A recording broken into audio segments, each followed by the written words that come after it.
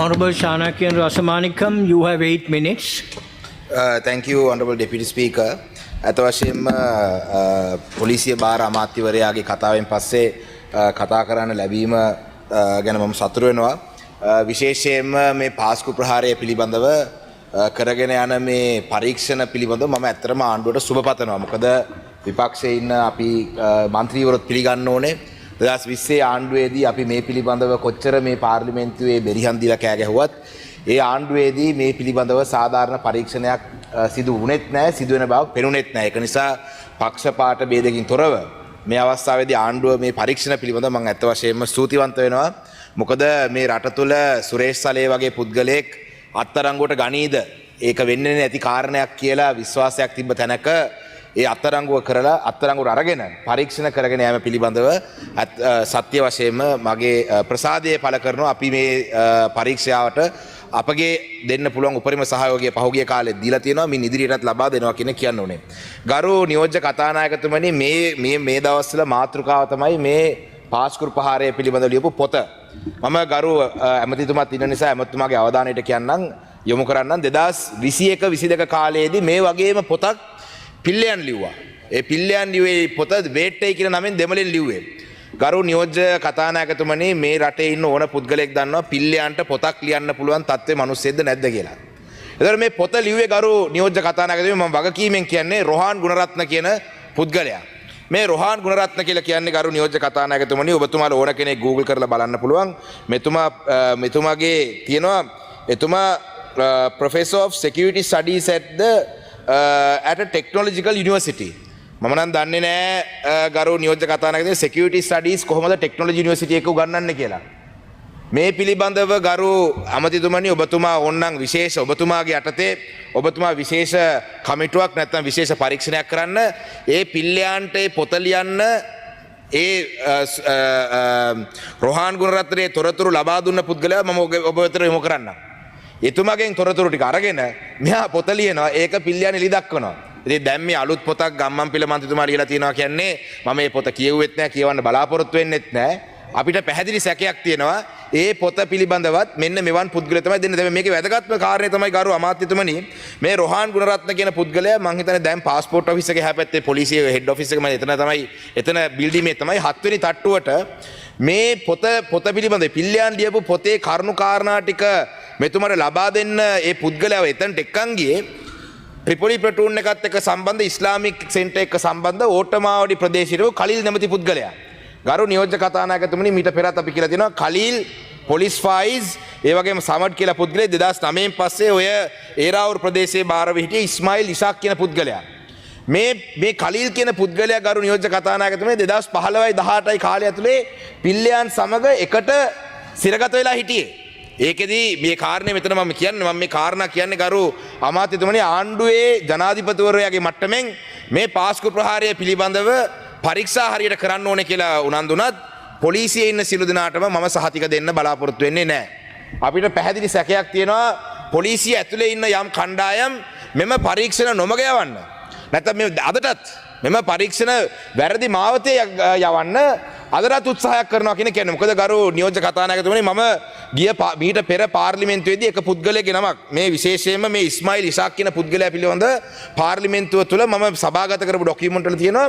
දැන් මේ වෙනකොට මේ පුද්ගලයා සැප්තැම්බර් මාසේ 4 වෙනිදා 2025 වෙනිදා ලංකාවෙන් ගිහිල්ලා තියෙනවා. ඊට පස්සේ ඔහු ලංකාවේ ඉඳන් දමාම් කියන ප්‍රදේශයේ සෞදි අරාබියාවට ගිහිල්ලා තියෙන්නේ. ඒක පැනලා ගිහිල්ලා ඉවරයි. අපි සාක්ෂි නැත්නම් අපි කරුණු ඉදිරිපත් කරනවා.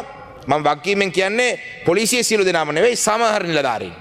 මේ පුද්ගලයා රටෙන් මේ වෙනකොට පැනලා කියලා තියෙනවා. මම මේ සභාවට සභාගත කරා මොහුට විරුද්ධව මොහු කරා කියලා කියන චෝදනා පිළිබඳව මරණ ශරියා නීතිය වෙනුවෙන් මේගොල්ලන් සමහර අය පොලියට මුදල් දුන්නා. ඒ වගේ බොරු දේවල් දාලා ඔවුන්ට අනවශ්‍ය බුද්ධ්‍යංශයත් එක්ක සම්බන්ධ වෙලා ඔවුන්ට අනවශ්‍ය පුද්ගලයින් මොහු ඝාතනයට සම්බන්ධ වුණා කියලා කිව්වා. දැන් මේ වෙනකොට ඔහු රටෙන් පැනලා ගිහිල්ලා තියෙනවා ගෞරව ඇමතුමනි.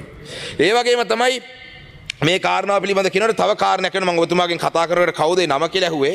මං ගාව තියෙනවා මගේ අතේ ලියුමක් ආදම් ලේවේ මුහම්මද් රමීස්. ඒ පුද්ගලයාගේ ලියුම මං ගාව තියෙනවා. මේ ලියුම මේ පිළිබඳ පරීක්ෂා 2026යි 3යි 12 තමයි මේ පිළිබඳ මේ පැමිණිල්ල යවලා තියෙන්නේ. ජනාධිපතිතුමාට යවලා තියෙන්නේ. මේකේ පිටපත් යවලා තියෙනවා විශාල ගණන්. මෙතුමා මේකේද කියන්නේ මේ කාරණා පිළිබඳව ඉතා වැදගත්. ඔබතුමා කිව්වා 2017 කාලයේදී සභා මේ සාක්ෂි නොමගැවුව කියලා. ඒක ඇත්ත. මොකද මේ රමීස් කියන පුද්ගලයා ලියනවා ලියුමක්. රමීස් කියන පුද්ගලයාගේ සහෝදරයා ආදම් ලෙබ්බේ මොහමඩ් රියාස්. මේ ඉන්නේ ආදම් ලෙබ්බේ මොහමඩ් රියාස් ගරු අමාත්‍යතුමනි. ආදම් ලෙබ්බේ මොහමඩ් රියාස් කෝවිල්කුලම් ප්‍රදේශයේදී 2018-4-21 දින වතුර ගිලවලා මරන්නේ මේ හමුදා බුද්ධ්‍යංශ නිලධාරියෙක්. මේගොල්ලම මරන්නේ මේ පිළිබඳව පරීක්ෂා කරන්න. එතුමාගේ සහෝදරයා දැන් මේ වෙන ලියුමක් ලියනවා. මේ පිළිබඳව පරීක්ෂණයක් ඉල්ලලා. මොකද්ද මේ පිළිබඳව පරීක්ෂණයක් ඉල්ලන්නේ? එතුමාගේ පැමිණිල්ල තියෙනවා මෙතුමා මේ සහරාන් හෂීම්ගේ කණ්ඩායමේ නැගෙනහිර පළාතේ එවකට ඒ පළාතේ බාරව හිටියේ මං හිතන්නේ රමේෂ් කියලා CEO රමේෂ් බුද්ධ්‍යංශ මේ CEO රමේෂ් පසුකාලීනව යහපාලන ආණ්ඩුව සමයේ මොහු අත්අඩංගුවට පත් වෙනවා. මොහු ගෝඨාභය ආණ්ඩුවේදී ආපහු නිදහස් වෙනවා. මොහු ඩිෆෙන්ස් මිනිස්ටර් එකට යනවා. මොහු බොදුවල සේනා කාර්යාලයේදී මහනුවරට ඉඳලා තියෙනවා. එතකොට මේ ඔක්කොම සම්බන්ධ පුද්ගලයා මේ රමේෂ් කියන පුද්ගලයා මම මේ නිලධාරීන්ගේ නම් වැඩි කියන්නේ නැහැ. මින් ඉදිරියට මේ නිලධාරීන්වත් මතක තියාගන්න. පොලිසිය සහ හමුදාවේ බුද්ධ්‍යංශ නිලධාරීන් අපි ඔබතුමාලගේ නම් මේ පාර්ලිමේන්තුවේ ඡායාරූප සමග කියන තත්ත්වෙට ගේන්න එපා. මේ Honorable Shanakian Rasamanikam, you have 2 more minutes. Give me a couple of extra minutes, Honorable Deputy. It's an important matter. ඒ වගේම තමයි මේ ඉන්නේ ගරු නියෝජ්‍ය කතානායක. I don't have any minutes. Okay, sir. මේ ඉන්නේ MSS මුබාරක්. Speak within your Okay. මේ පුද්ගලයාව 10/3/2018 මෙහුව ඝාතනය කරනවා. මොහු කවුද? සහරාන් හෂීම්. මෙහු තමයි මේ සපත්තු ව්‍යාපාරයක් ආත්මංකුරි කරන මොහු කෙමිකල් සම්බන්ධ ව්‍යාපාරයක් මොහුට ඉම්පෝර්ට් කරන්න තිබ්බ මොහුවත් ඝාතනය කරනවා. මේවා කවුද කරන්න කියලා බලන්න. මේ ඉන්නේ පළනි වාප්පා කියන පුද්ගලයා. මේ පුද්ගලයාව ඝාතනය කරනවා 8/6/2018. ඇයි? රවුෆ් මෞලවිගේ පල්ලියට සහරාන් හෂීම් ඒ ප්‍රහාරයක් එල්ල කරනවා. ඒ ගැටුමක් ඇති වෙනවා. සහරාන් හෂීම් තමයි ඒ සම්බන්ධ කියලා මොහු සාක්ෂි දෙනවා. මොහුව ඝාතනය කරනවා. එතන වෙඩි ටේප් එකේ ඒ බුලට් එකේ කේසින් එකවත් හොයාගන්න බෑ. ඉතින් ඒක නිසා ගරු නියෝජ්‍ය කතානායකතුමනි මේ පිළිබඳව මේ වෙනකොටත් සමහර පොලිසිය ඇතුලේ මම කියන්නේ සමහර සාක්ෂිකරුවන් ගිහිල්ලා සීනියර් DIG මහත්තයා හම්බුනාම පහළ නිලධාරීන් එකට තරහයි. මේක නොමග යවනවා. ගරු අමතුතුමනි මේ පිළිබඳව ඔබතුමාගේ අවධානය යොමු කරන්න. මොකද නැත්තම් මේ ඔබතුමාලා කොච්චර හොඳට පරීක්ෂා කරත් අවසානයේ නඩුවට යනකොට ඒ සාක්ෂි දෙන්නේ නඩුව කරන්නේ ඒ නඩුවට කරුණු වාර්තා කරන්නේ පොලිසියෙන්. මේකට හරියට කරුණු වාර්තා කරේ නැත්තම් කරුණු විනාශ කරොත් එහෙම කරුණු අහක් කරොත් එහෙම හරියට කරේ නැත්තම් මේක නඩුවකට ගියාම එතනින් එහාට ඒ නඩුව ගෙනියන්න බැරි තත්ත්වෙට එනවා. ඒක නිසා ගරු නියෝජ්‍ය කතානායකතුමනි තව ගොඩක් කාරණා තියන්න. අවසන් කාරණාව කියන්නම්. සාරා ජැස්මින්ගේ අම්මා මේ වෙනකොට ප්‍රකාශ කරලා තියෙනවා 3 වන වරට එයාගෙන් DNA පරීක්ෂණයක් කරේ නැහැ කියලා. ඒතකොට DNA 3ක් කරා නම් 3 වෙනි DNA එක කාගෙන් DNA එකක් අරන්ද එයාගේ පරීක්ෂණය කරේ. පහුගිය සති දෙකකට කලින් සාරා ජැස්මින්ගේ ගෙදර පොලිසියෙන් ගිහිල්ලා කියනවා ඔයාගේ දුව මැරෙනකොට මාස 2ක් ගැබණි වෙලා හිටියේ. එයාව වල දැම්මේ හමුදාවෙන් කියලා පොලිසිය නිලධාරීන් කියන්නේ. ඇමතුමා කිව්වා අපිට මේ සභාව තුළ DNA සාරා ජැස්මින් ජීවිත මත ඉන්නවා කියලා. මම දන්නවා ඇමතුමාට සියලු කාරණා කියන්න බෑ. හැබැයි සාරා ජැස්මින්ගේ මවට පොලිසියෙන් කියනවා දැන් Honorable Shanakian, I'm winding up, sir.